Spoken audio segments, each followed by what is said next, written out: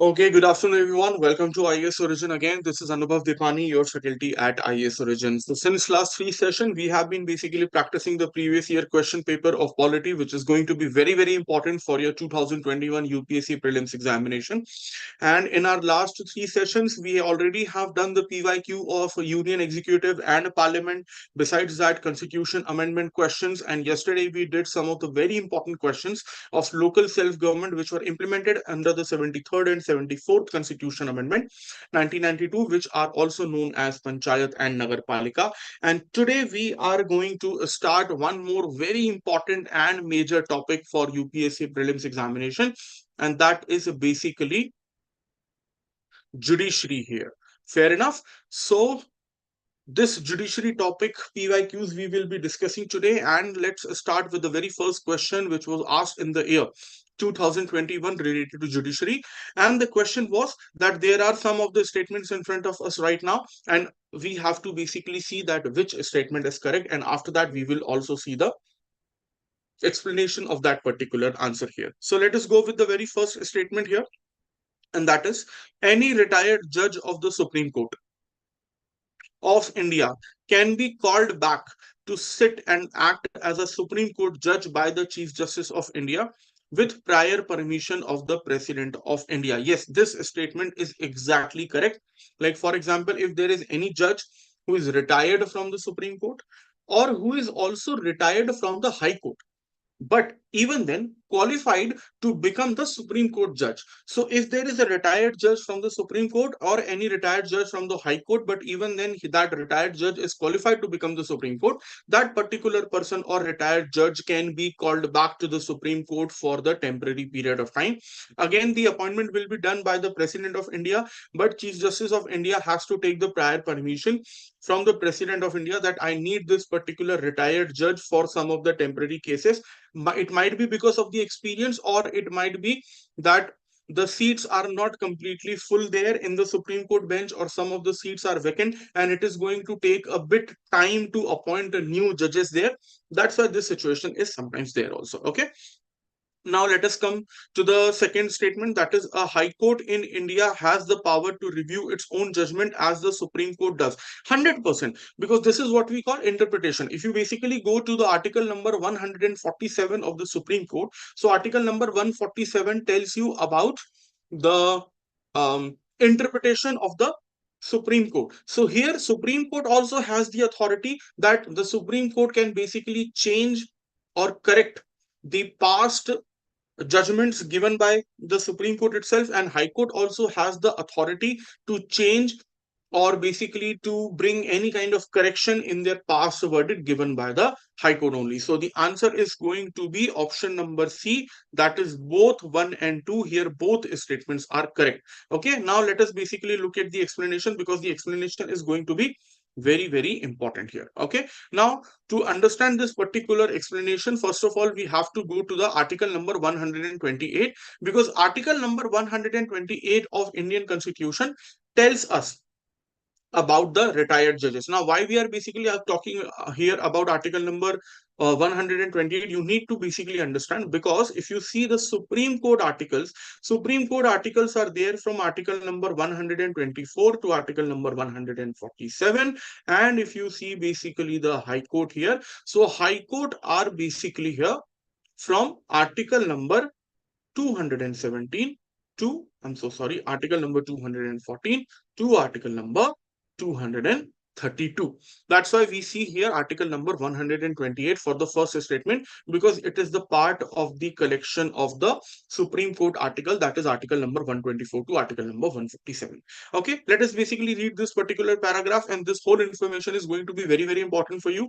So if you are basically watching the live lecture, so you can just watch the lecture right now, and whenever you will be seeing the watching the recorded lecture, you can just pause the video and you can note it down whole of the same here. Okay, so as per the article number 128, the Chief Justice of India may at any time, with the previous consent of the President, request any person who has held the office of the Judge of the Supreme Court, of the Federal Court, or who has held the office of High Court and is qualified to be appointed as the Supreme Court Judge, and every such person so requested shall so sitting and acting to be entitled such allowances as the president may order to determine, have all the jurisdiction here. So the same explanation is there, which the same explanation I basically gave you in the statement also, that if there is any judge who is basically retired from the Supreme Court bench, or if there is a judge who's retired from the High Court and he has that particular qualification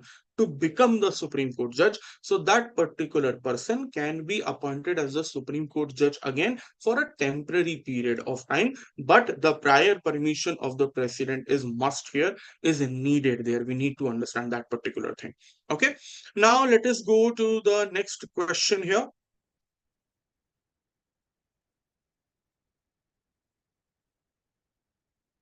So this particular question was basically asked in the year 2020.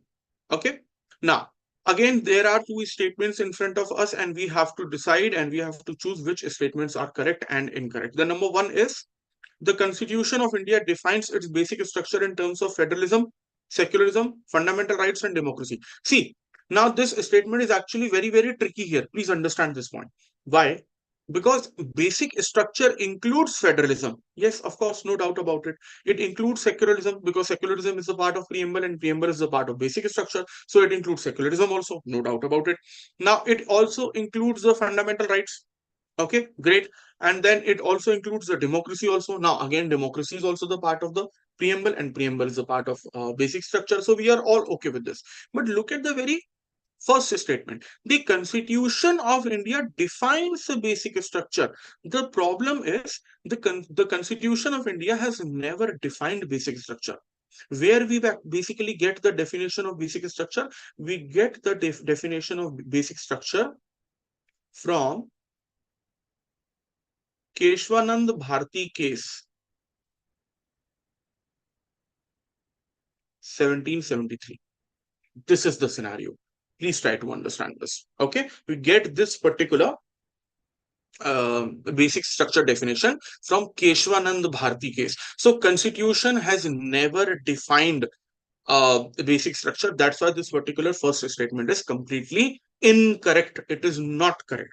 Now, if you go to the second statement here, the Constitution of India provides for judicial review to safeguard the citizens' liberty and to preserve the ideals on which the Constitution is based. Yes, this statement is particularly correct because judicial review basically protects citizens' liberty and everything. Now, to understand this particular second statement, that why this second statement is correct, to understand this thing, you need to have a very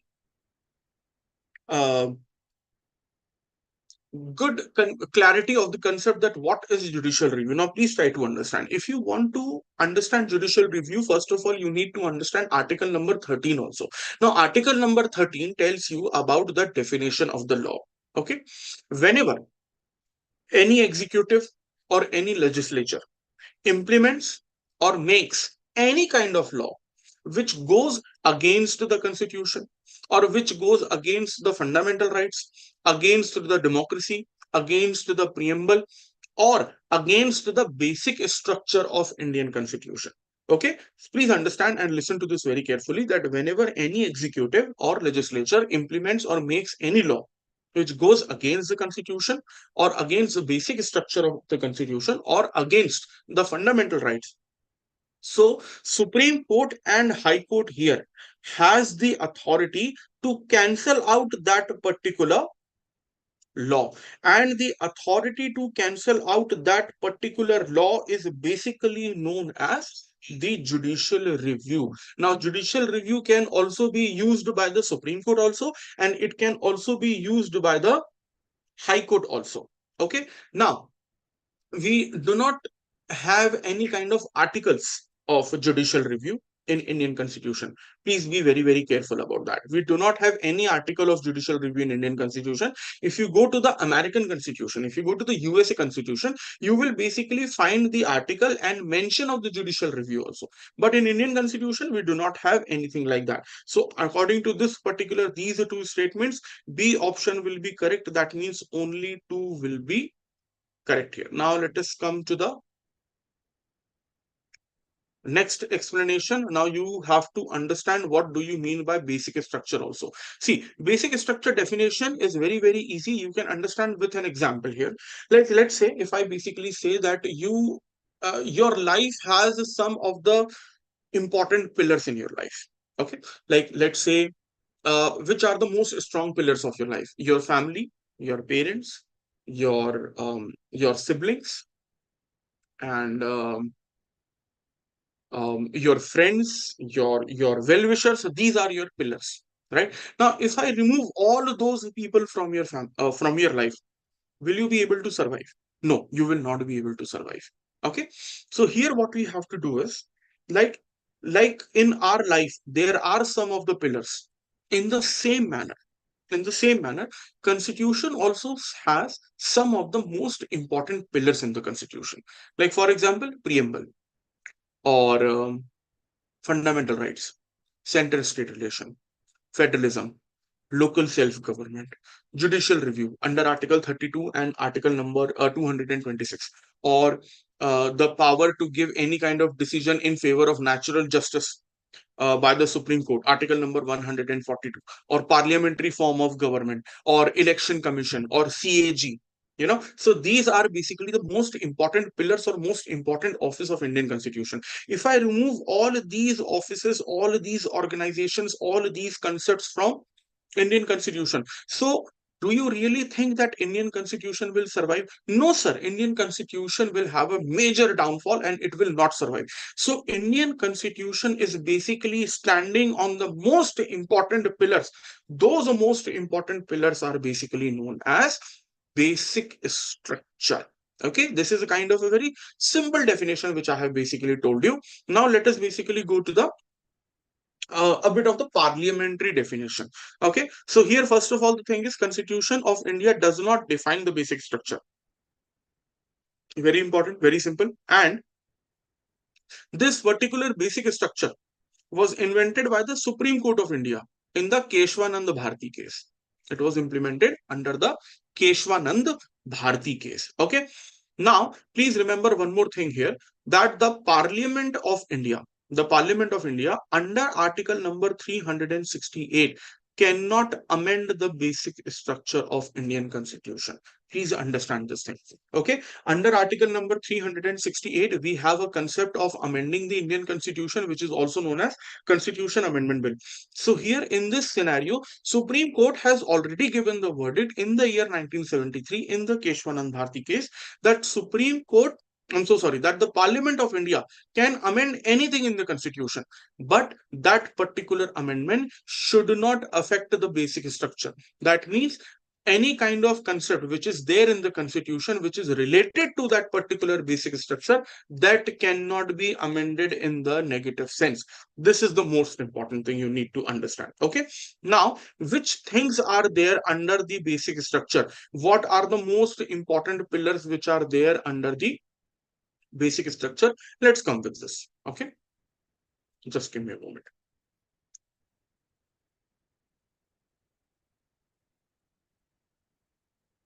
Okay, so here is the list in front of you, according to which these are the most important pillars of our Indian Constitution, and these are the part of basic structure. Now, how we basically decided that these parts will be the part of the basic structure? See, the definition of basic structure came in the year 1973 through the Keshwanand Bharti case. So there was not just one Supreme Court verdict in favor of um, basic structure, but there were many different verdicts of Supreme Court also and High Court also, through which we have decided that these points will be there in the basic structure. Besides that, Nani Palkiwala, an advocate, a jurist, Nani Palkiwala also had the most important role in deciding the definition of the basic structure. Now, the first thing is supremacy of the Constitution. The Constitution will be supreme. Okay, the things which are happening in Myanmar, Pakistan, or Afghanistan, where any terrorist organization, militant organization, or any kind of army has basically uh, taken the command out of the hand of the government, this thing cannot happen in India because we have the supremacy of the Constitution. Besides that, sovereignty, democratic and republican nature of the Indian polity. Now, what do you mean by sovereignty? Sovereignty in Hindi is known as samprabhuta. Now, what do you mean by sovereignty? Sovereignty means India is a sovereign country. That means India will take its own decision according to us only. That means there will not be any kind of foreign interference in the decision of India. India will take its own decision by itself only. That's what we call sovereignty. Let me give you the example of 2019, when there was removal of article number 370, and when there was act passed by the Parliament of India, that is Jammu Kashmir Reorganization Act 2019, through which we converted Jammu and Kashmir into union territory. We separated Ladakh from Jammu Kashmir in the name of union territory. We did not give any kind of legislative assembly to Ladakh, but we gave a legislative assembly to Kashmir. Now, there was basically criticism and oppose in India. That is completely okay, because we have the fundamental right to have a right to speech under Article 19, Clause A. So, if people from India are criticizing the decision of the government, that is completely okay. That's not a problem. Okay, government is there to defend itself, opposition is there to criticize. This is the definition of democracy. But the country's government and people outside India, they were criticizing India, that India should not have done that. For example, Pakistan was there, Indonesia was there, Turkey was there. So did we feel any kind of pressure because of Indonesia, Turkey, or Pakistan? No, sir, we did not feel any kind of pressure, because India is a sovereign country. If there is a decision has to be taken for India, only India will take the decision. We are not going to basically have any kind of interference from the foreign affairs. This is what we call sovereignty. So that's why sovereignty is also the part of the basic structure, and this particular thing cannot be amended by the Indian Parliament under Article number 368. And what do you mean by democracy? Obviously, we all know that elections just happened there. We had the result also, so we all know about the democracy. Republican means there will be no hierarchy. ठीक है, राजा का बेटा राजा नहीं बनेगा, जो election जीतेगा वही राजा बनेगा. ठीक है, so the son of the king will not become the king. The person who will basically win the election will become the king or the prime minister. This is what I mean to say. Besides that, the secular nature of the constitution, obviously secular is there, the part of the preamble. That's a very different thing, that secular was not there in the original preamble and in the original constitution.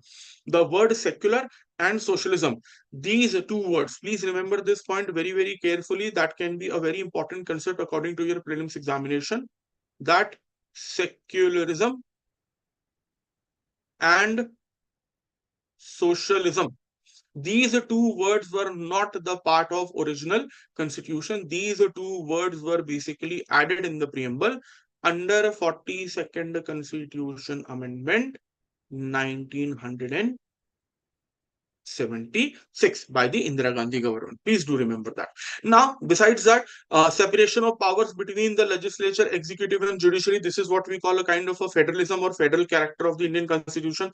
This is also the part of basic structure. Unity and integrity of India, welfare state, social economic justice. Now, if you need to understand that where there is social economic justice, so you need to go to the directive principle of state policy part of Indian Constitution under Article number 39, and there you will see three clauses. Article number 39, Clause A, Clause B, and Clause C, where we talk about the social justice, economic justice, and the political justice. Now, in the same question, we already have discussed about the judicial review. So, how the judicial review cannot be the part of basic structure? Please understand the relation of judicial review and basic structure. Let us understand one thing. If you, let's say you are the Supreme Court and I am the central government, I took any kind of decision which was in favor of my political party, but that was basically going against the Constitution of India. So, as the judiciary, you will be having the responsibility to cancel out my particular decision. Now, if you cancel out my particular decision, so it will be a loss for my political party, for my government, but that would be actually a beneficial thing for the country, for the democracy, for the Constitution of India. So, I will be basically having a kind of a hustle with you. Central government will be kind of having a hustle with the Supreme Court. So, what I would be able to do, what I would be trying to do, I would be basically trying to do what is, I would be cancelling out the power of judicial review of Supreme Court by Article number 368 itself. So, if the judicial review is not the part of the basic structure, the central government can cancel out the basic structure itself, sir, or the judicial review itself. That's why it is very, very necessary to keep judicial review under the basic structure. Please try to understand that particular thing. Okay. Now, let us go with the next particular thing, freedom and dignity of the Individual, yes, of course. Article number 19 is there. Article number 21 is there. Fundamental rights are there. Then parliamentary system. We all know that there are basically two types of government or two types of government system are there. If you go to United States of America, you will basically see there their presidential form of government is there. But in India, we do not have the presidential form of government. We have the parliamentary form of government. In presidential form of government, we directly elect the president. I mean, the people of USA directly elect the president. But here what we see is that in Indian election system, we directly do not elect our prime minister. Sir, we elect the member of parliament of the Lok Sabha, or we elect the Lok Sabha members, and the Lok Sabha members of whichever majority they will be having. Okay, of whichever party, those Lok Sabha members will be choosing their leader, and that particular leader will be the Prime Minister of India. Now, like for example, you can basically have this particular thing of a 2024 election itself. In 2024 election, BJP did not get the complete majority of 272, but NDA got the majority. That is, the alliance of BJP got the majority of more than 272, that is 292. Now, all those 292 member of parliament chose Narendra Modi as their leader. That's why Narendra Modi is going to be the Prime Minister of India. Maybe on 8th of June or 9th of June, he will be basically taking the oath and all. Okay, so this parliamentary system is also the basic structure part. Please do remember this. Okay. Okay, just give me a moment, please.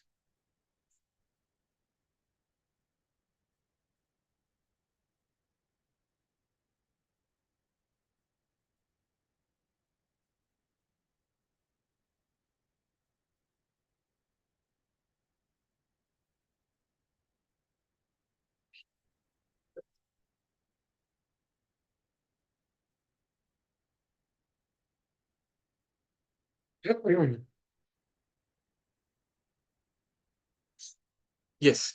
So, besides that, there is a rule of law, harmony and balance between fundamental rights and directive principles, principle of equality, free and fair elections, etc., etc. All these points are the part of a basic structure of Indian Constitution. Besides that, besides that, you please need to note down all the points here, because this is going to be very, very important for you for your prelims examination, and this is basically going to be a content for you also for your mains examination when you will be attempting your mains examination for GS paper 2 in the month of September 2024. Okay, besides that, free and fair elections must be there. Obviously, we have article number 324, that is the Central Election Commission.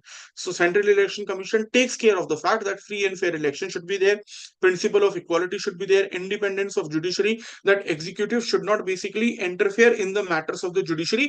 Now, if you basically want to know that in which article it is again given independence of judiciary, you have to go to the directive principle of state policy, again article number 50, that basically tells you the separation from executive to the judiciary here. Okay, now limited power of parliament to amend the constitution, it is basically indirectly saying the same thing, that the parliament cannot amend basic structure of Indian constitution, article number 368. That means basic structure itself has put some kind of restriction on article number 368. And besides that, article number 32, that is the judicial review, article number 136, 141, 142, article number 226, again the judicial review of high court, I'm so sorry, writ jurisdiction of High Court. All these points are basically the part of basic structure, and this is very, very important. I have already given you the definition of judicial review, but if you want to basically read it out again in a parliamentary language, so you can just have a look at this. The phrase judicial review has nowhere been used in the constitution because it was there in the 1973 verdict. Several articles explicitly the power of the judicial review on the Supreme Court, and these provisions are, let us look at the some of the provision. We will just look at this for 30 seconds. Article number 13, I told you, you need to basically understand article number 13, that is basically the definition of law. Article number 32 is there. Article number 32 is what? Now, this is very actually important point. Let us basically discuss this for a moment.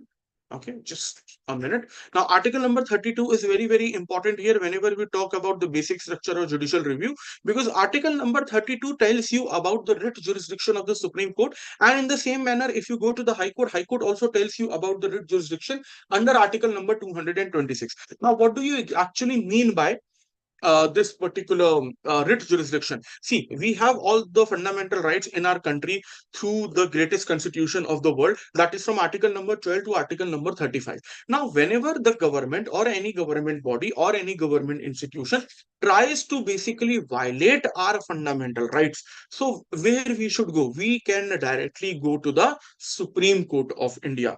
Okay, and when we basically go to the Supreme Court of India, or when we go to the High Court of India, Supreme Court and High Court can basically, you know what, protect our fundamental rights through issuing the writs. There are total 5 types of writs in our constitution under Article 32 and 126. That is habeas corpus, mandamus, prohibition, certiorari, quo warranto. These are the 5 writs. We will basically study these 5 writs also when we would be solving the questions of the fundamental rights in upcoming lectures. So Article number 32 also basically tells you that whenever your fundamental rights are being violated by the government of India, we can directly go to the Supreme Court, and Supreme Court will be issuing the writs under Article 32, that is known as the writ jurisdiction. And this is also the part of, or a kind of a definition of, judicial review. Now, besides that, Article number 133 provides the appellate jurisdiction of the Supreme Court in the civil cases. Article number 132 provides the appellate jurisdiction in the Supreme Court in the constitutional cases. And in Article number 131, interstate disputes can also be solved, which is known as the original jurisdiction. See, there are many types of jurisdiction in the Supreme Court. Under Article number 131, you need to understand that whenever there is a dispute going on between the central government and the state government, okay, whenever there is a kind of a dispute going on between the central government and the state government, so the central and state government can approach the Supreme Court directly to resolve the dispute. And Supreme Court will resolve the dispute, and the decision given by the Supreme Court will be very, very final. So this particular power of the Supreme Court to resolve the dispute of the center and state government is known as original jurisdiction. Now, you also need to understand Article number 132, 133, and Article number 134, which tells us about the appellate jurisdiction. See, we all know that there are basically 3 types of judiciary system we have: Supreme Court, High Court, and subordinate court. Now, that subordinate court is again divided into 2 different courts, that is basically known as the district court or the session court. Fair enough. Now, please understand this particular point here, that if you are basically fighting any case in subordinate court, whether it is the civil case, whether it is a criminal case, if you basically lose the case in the subordinate court, so you can go to the High Court and appeal in the High Court.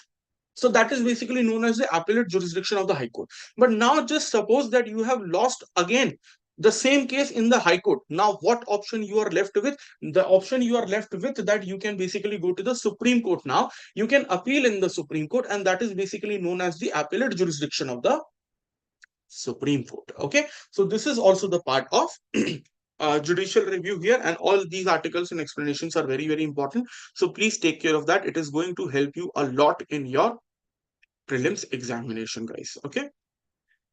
Now, let us move on towards the next important, this particular thing. Now, please, this is a question here about the impeachment of the Supreme Court judge. Okay. Now, let us look at some of the statements here, and I'll be basically explaining you impeachment. Okay. Now, the first statement is, the motion to impeach a judge of the Supreme Court of India cannot be rejected by the Speaker of the Lok Sabha as per the judge's inquiry. No, sir, it is incorrect. It can be rejected. It can be rejected. So what you now have to do is, this is also the trick of the prelim. If you get here that option number 1 is incorrect here, so just go to the options here. Just go to the option. You see option number 1 here. So A option is incorrect. You see 1 here also. D option is also incorrect. Now only B and C are left, and 3 is common. That means your third statement is exactly correct here. And now 2 is also incorrect, so you do not even need to read the statement number 2. And 3 is correct here. The details of the process of impeachment of the judges of the Supreme Court of India are given in the Judges Inquiry at 1960. Yes, sir, exactly, this is correct. Now the deciding statement will be the 4th statement here. Now let's see what is there.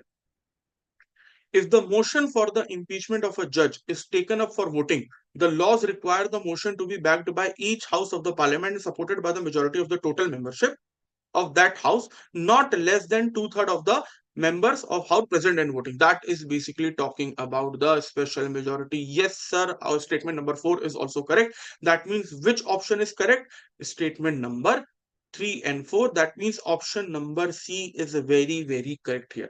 Now, please understand this particular removal of the Supreme Court judge here. How the Supreme Court judges are removed. To understand this particular thing, let us basically change our screen, and now we would be studying some of the things related to the removal of the Supreme Court. We'll just give 5 minutes to it and then we will move to the next question. Okay, now let us have a thing related to the Supreme Court judge removal.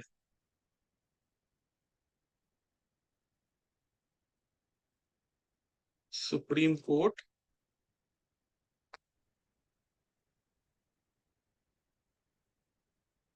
judge removal.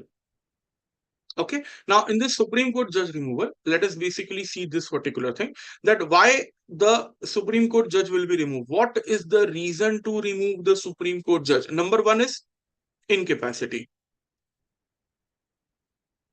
and misbehavior.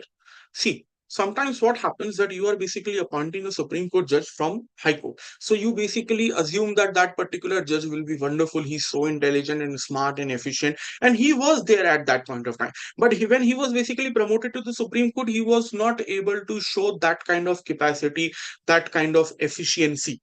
Fair enough. So this is what we call incapacity. I mean, like he is not able to deliver that type of level, that much of level, what it was expected from him. And then misbehavior is there. Misbehavior in the sense, like, for example, if he has done any kind of thing which was not expected from him. Okay, like he has broken some of the protocol, etc., etc., whatever the stuff. Okay, so whenever the judge is being removed. So what is the procedure? Please remember this. And this particular procedure of the Supreme Court judge removal is given under the Judges Inquiry Act of 1968. Please remember the rule also. Judges Inquiry Act of 1968. Okay. Now, how the process basically starts here. First of all, the resolution will be passed. Okay, the resolution will be passed. To pass the resolution, either we need the support of 100 members of Lok Sabha. Just give me a moment, please. Yeah, I'm so sorry for the technical glitch. It will be just sorted out within 10-15 seconds. Yes. Now, this particular resolution must be basically supported by the 100 members of the Rajya Sabha or 50 members of 100 members of the Lok Sabha or 50 members of the Rajya Sabha. Now, I'm not saying in both of those houses. I'm saying either in Lok Sabha or in Rajya Sabha. So if the resolution is being passed in the Lok Sabha, we just need the support of 100 members. If we are passing the resolution in Rajya Sabha, we just need the support of 50 members here. Okay. Now, after that, if the resolution is being passed, the resolution will be basically forwarded to the presiding officers. Now, if it is basically passed in the Lok Sabha, this particular resolution will be forwarded to the speaker, and if it is basically passed by the Rajya Sabha, this will be basically forwarded by the chairman. Now it completely depends on the speaker also and on the chairman also, either to accept or reject, either to accept or reject the resolution. So for example, if the speaker or the chairman has basically completely rejected this, if the speaker and chairman has completely rejected this, so the removal process will not be basically done here. Now if it is accepted here, if the resolution is accepted here, now there will be a committee stage. That means there will be a committee will be formed by the speaker or a chairman, and there will be basically three members in the committee, which will include number one, Chief Justice of India. It will include Chief Justice of India. Number two, any Chief Justice of High Court, any Chief Justice of any High Court. Okay. That means there are 25 high courts there. So out of 25 high courts, the chief justice of any high court can come there. And besides that, a special jurist. That means a person who is basically having a very good knowledge of law. Now, these three members in that particular committee will be basically making a report. Okay. Now, there will be two situations in the report. What can be the two situations in the report? Either the person or the judge is guilty, or the person is not guilty. If the person is not guilty, then the removal will not be done. If the person is guilty, then this particular report will be forwarded to the Parliament of India. And the Parliament of India, there are basically again two houses, that is Lok Sabha and Rajya Sabha. And this Lok Sabha and Rajya Sabha will be basically voting for special majority. Please remember this, special majority. What do you mean by special majority? That means 2/3 of present and voting. When this particular bill is passed from the special majority from both of the house, after that the president will give the assent to the resolution. It will give the assent to the resolution. And when there is basically assent to the resolution, the Supreme Court judge will be removed. Now you need to remember one more thing here, guys, very important is, and that is basically the removal process of Supreme Court judge. Removal process of Supreme Court judge is exactly same as the removal process of High Court judge and the removal process of CAG. Okay, the removal procedure of High Court judge, removal procedure of Supreme Court judge, and removal procedure of CAG is exactly the same. Please do remember this. I hope you are very, very clear with the concept. Now let us basically go to the next question now. Okay. This is again, the process is basically given in front of you. The same process is there by what I have basically just made you understand. If you want to revise that particular thing in a more parliamentary language, so you can just pause the video here and you can read all the statements here, or you can basically make the notes also. There is no problem. Okay.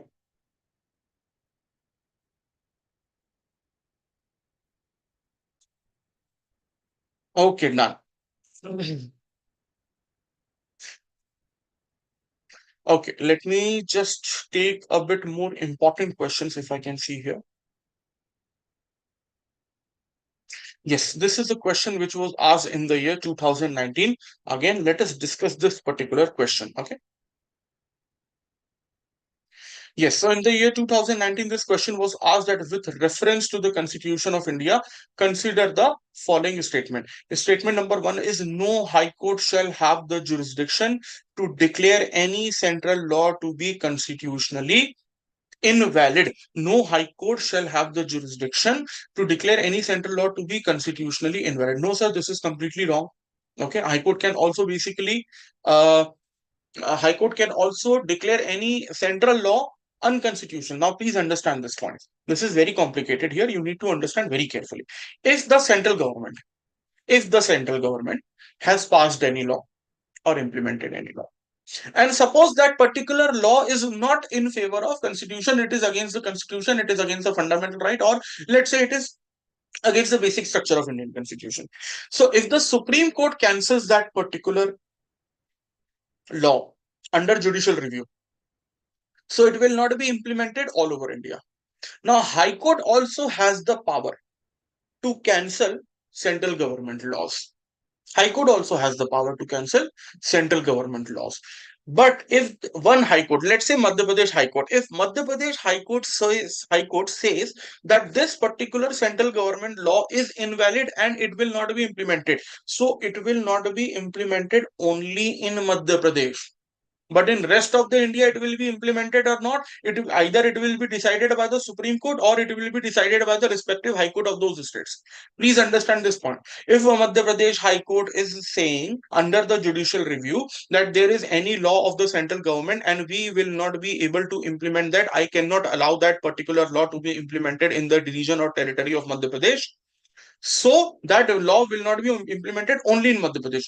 Madhya Pradesh High Court cannot take the decision for the rest of the states. Please understand this point very carefully. Okay. That's why this particular statement one is completely incorrect. Okay. Now, that means High Court can declare any central government law constitutionally invalid. This is what I mean to say. But that constitutionally invalid scenario will be in that particular state, not in the other states or rest of India.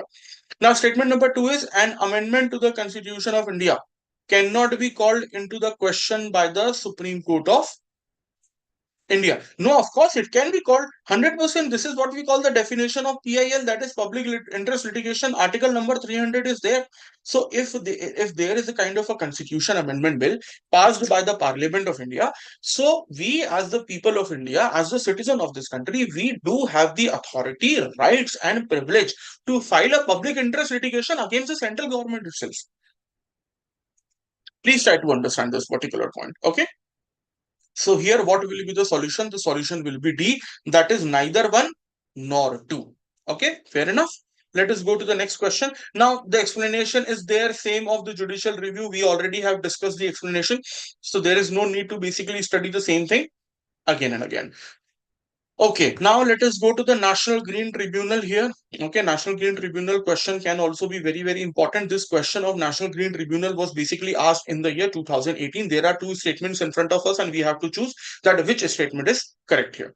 Okay, how is the National Green Tribunal, that is NGT, different from the Central Pollution Control Board? Now, you can basically take this particular question under the category of polity also, and you can take this under the category of environment and ecology also, because NGT and CPCB, if we basically study through the rules and regulation and laws, we study that in polity. But if you are basically studying the NGT or CPCB under functions and objectives, so that is basically somewhere the part of environment and ecology also. So this is a kind of a common topic, guys. See, this is also what happens when you start studying for the UPSC and you are a very fresher aspirant and you are just an early bird here. So you basically start revising or start studying the UPSC subjects subject wise. But when you become a more experienced aspirant, you do not basically categorize you do not categorize the UPSC syllabus subject wise, but you categorize the UPSC syllabus topic wise. Like, let's say, let me just tell you a topic, budget. Okay. Now, budget is known as budget in Indian economy, but it is not known as budget in Indian polity. In Indian polity, it is basically known as annual financial statement under article number 112 and 116. Now, if you need to basically revise budget, first of all, you will basically study the historical background. Then you will go for the economic background, then you will go for the polity background, then you will go for the Indian society background, and then you will go basically for the GS paper for ethical and moral background. So budget is the topic which is there in 3-4 different modules, guys. Same goes with the NGT here. If you are basically studying NGT or CPCB under this particular lawmaking rules and regulation scenario, so you are basically studying this under GS paper 2 of polity. But if you are studying this in the name of functions, so that will be under article paper GS3 of environment and ecology. Now let us go to the statements here. The very first statement is the NGT has been established by an act, whereas the CPCB has been created by an executive order of the government. No, sir, this is incorrect.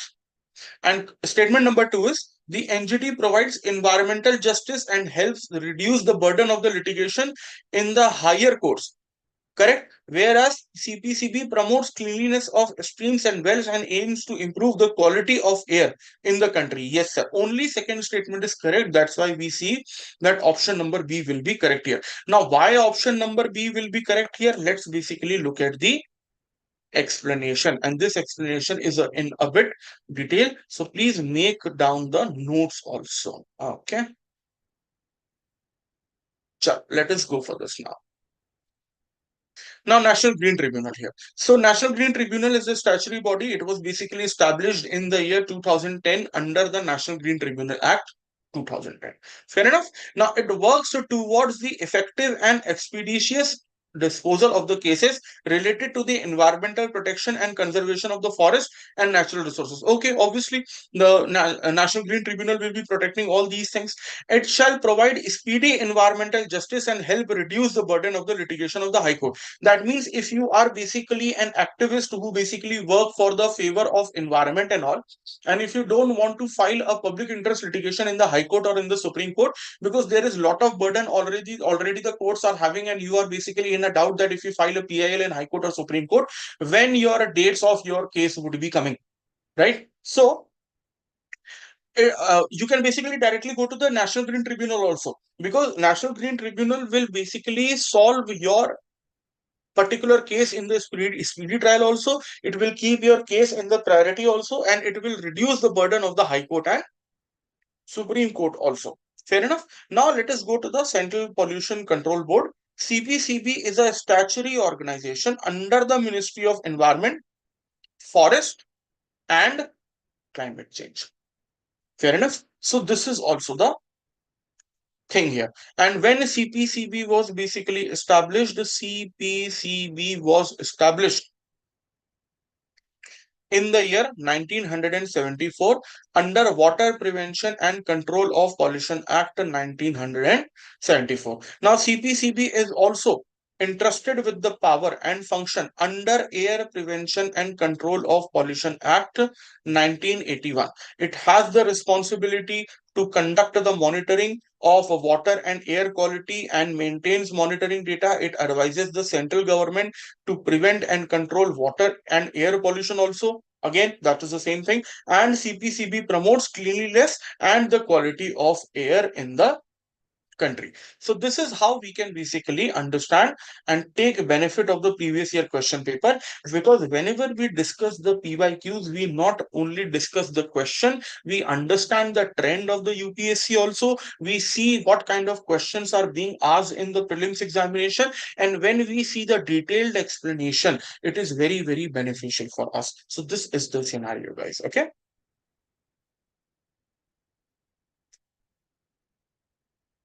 Okay, so this is it for today's class. I hope you are basically enjoying these live sessions, as we have basically completed four different live sessions in which we have completed the Constitution Amendment Acts. Today we saw the judiciary scenario. We also completed the local self-government and union executive and parliament. And for such more videos, you need to subscribe, share, like, and comment IAS Origin YouTube channel. And if you want this particular PDF, which is there in front of you on your monitor screen, so what you have to do, you just have to contact to the official number of IAS Origin, and we will be basically providing this PDF to you. Okay, and for rest of the information, how the mentoring sessions are done there, also you need to contact on IAS Origin official number. Just type IAS Origin and you will be getting the official number. The link will be the link will be there in the description also. Do remember, we also provide the demo classes, live online demo classes also. We also provide the free workshop sessions also on every Sunday. The upcoming Sunday will be the workshop session. So if you want to join and attend those demo classes, free live demo classes and workshop session, please go to the link, contact to the IAS Origin official number, and you will be the part of our wonderful organization, which is going to make your UPSC journey more easy. Thank you so much. I'll see you in the next video. Thank you, everyone.